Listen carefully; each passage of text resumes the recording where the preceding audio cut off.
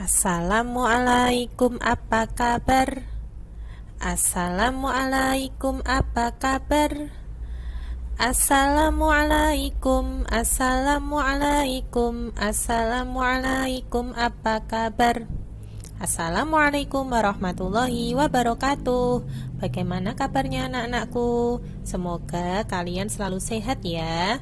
Untuk pertemuan kali ini kita akan belajar materi tentang bersih itu sehat. Untuk yang pertama, kita akan mengenal arti bersih dan sehat. Coba anak-anakku amati gambar yang ada di bawah ini. Oke, sudah diamati ya. Nah, dari gambar di atas dapat kita simpulkan bahwa yang pertama, bersih artinya bebas dari kotoran. Kemudian, suci artinya bebas dari najis. Nah, najis itu apa?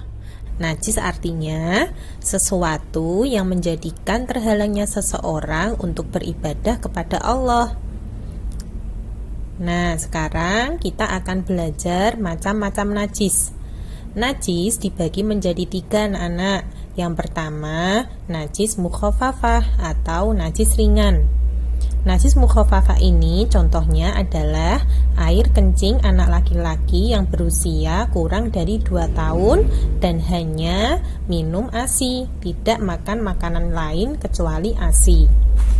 Kemudian yang kedua, najis mutawasitoh atau najis pertengahan.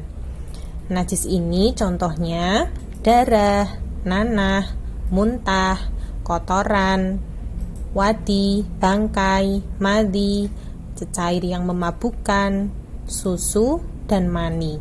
Binatang tidak halal dimakan. Nah, untuk najis yang ketiga adalah najis mughaladoh atau najis berat.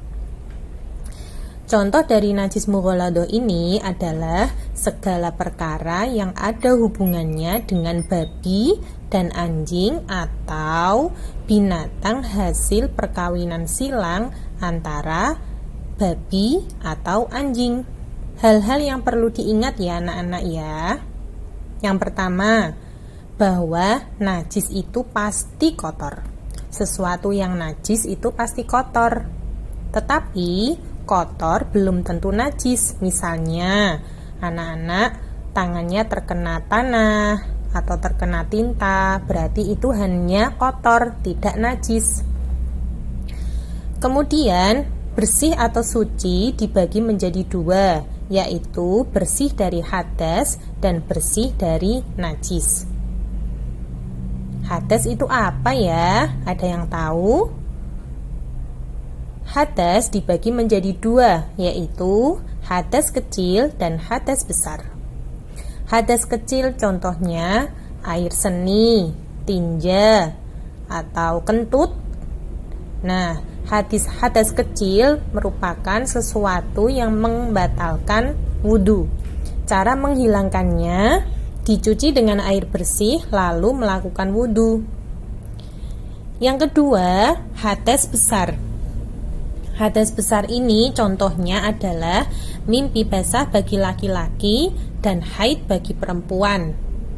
Cara menghilangkan hadas besar dengan mandi besar atau tayamum jika tidak ditemukan air. Kita sudah belajar tentang najis, kita sudah belajar tentang hadas. Nah, perlu kita ingat, jika kita akan sholat, maka badan, pakaian, dan tempat harus bersih dari kotoran dan najis. Perhatikan gambar berikut. Di sini ada seorang anak yang sedang melakukan sholat. Kita lihat yang pertama, badan orang yang sholat. Badannya harus bersih dari kotoran dan najis. Kemudian pakaiannya. Pakaian yang dipakai ketika sholat juga harus bersih dari kotoran dan najis. Kemudian tempatnya, tempat yang diperlukan yaitu seluas sajadah, juga harus bersih dari kotoran dan najis. Sudah paham ya anak-anak ya?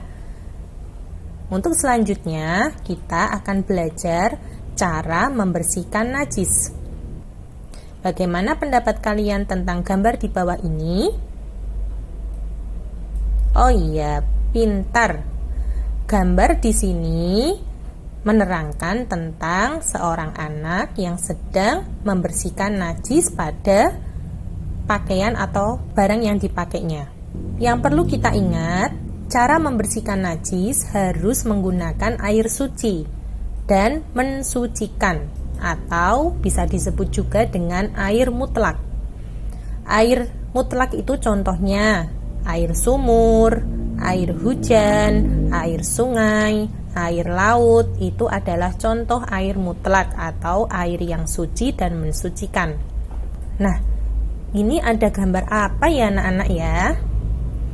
Ada gambar minuman teh, kemudian air kelapa, kemudian air kopi. Coba, macam gambar yang ada di dalam video ini termasuk air suci tidak? Betul sekali. Ketiga contoh ini termasuk air suci. Sekarang Bu Guru mau tanya, air suci yang ada di gambar ini atau air yang biasa kita minum, boleh tidak dipakai untuk mensucikan najis? Iya, air yang ada di contoh ini adalah air yang suci, tetapi air yang tidak mensucikan. Artinya, air ini, ketiga contoh air ini boleh kita minum, tetapi tidak boleh kita gunakan untuk mensucikan najis. Paham ya anak-anak ya? Untuk lebih jelasnya, mari kita simak video berikut yang berisi tentang cara mensucikan macam-macam najis. Cara mensucikan najis mukhaffafah. Najis ini termasuk najis yang paling ringan. Hal ini dikarenakan cara mensucikannya paling mudah. Yang pertama, air kencingnya dihilangkan terlebih dahulu. Ingat, najis mukhaffafah adalah najis kencing bayi laki-laki yang belum genap 2 tahun dan hanya minum ASI. Dan kita harus pastikan bahwasanya sifat-sifat najis, baik bau, rasa, warna, itu semuanya hilang. Perhatikan caranya. Bu Alia hati-hati agar tidak terkena najis tangannya ya. Kemudian kita percikkan air sampai rata.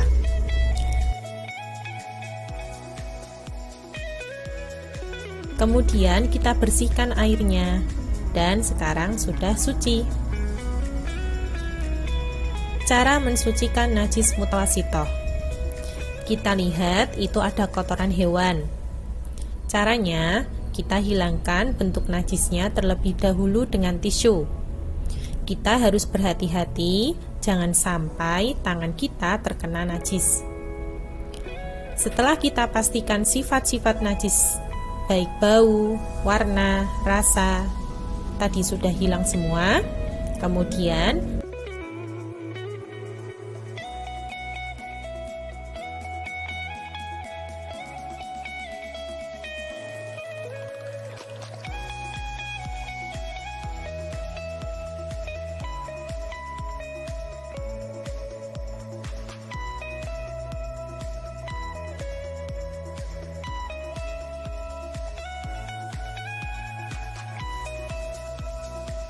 kita siram pada bagian yang terkena najis dengan air secara merata. Kemudian kita bersihkan air tersebut, dan sekarang sudah suci. Cara mensucikan najis mughaladoh. Najis mughaladoh adalah najis yang berat, karena cara mensucikan najis ini dibilang rumit jika dibandingkan dengan najis mukhaffafah dan najis mutawasitoh, yaitu dengan cara membasuh dengan 7 kali basuhan dan salah satu tuhannya dicampur dengan debu yang suci. Anggap saja tangan Bu Alia ini terkena air liur atau kotoran dari hewan babi, anjing, atau keturunan dari perkawinan silang dari hewan tersebut. Kita mulai mensucikannya dengan basuhan yang pertama, kedua, ketiga, keempat. Nah, untuk basuhan yang kelima, Bu Alia baru memberikan debu yang suci dengan cara yang pertama, dengan cara ditaburkan debunya pada bagian yang terkena najis. Setelah itu, kita basuh lagi dengan basuhan, dan ini adalah basuhan yang kelima.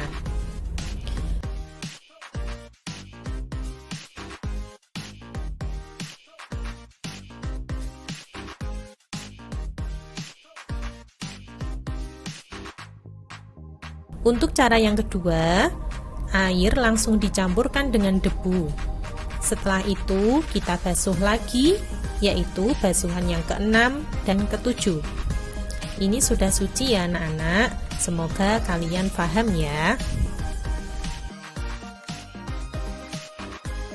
Oke, setelah anak-anak belajar tentang najis, hadas, dan cara mensucikan najis, sekarang mari kita lakukan kegiatan insya Allah kamu bisa. Coba peragakan cara membersihkan najis sesuai dengan yang Bu Guru contohkan tadi. Terima kasih. Semoga apa yang kita pelajari hari ini dapat bermanfaat untuk kita semua. Akhirul kalam, wassalamualaikum warahmatullahi wabarakatuh.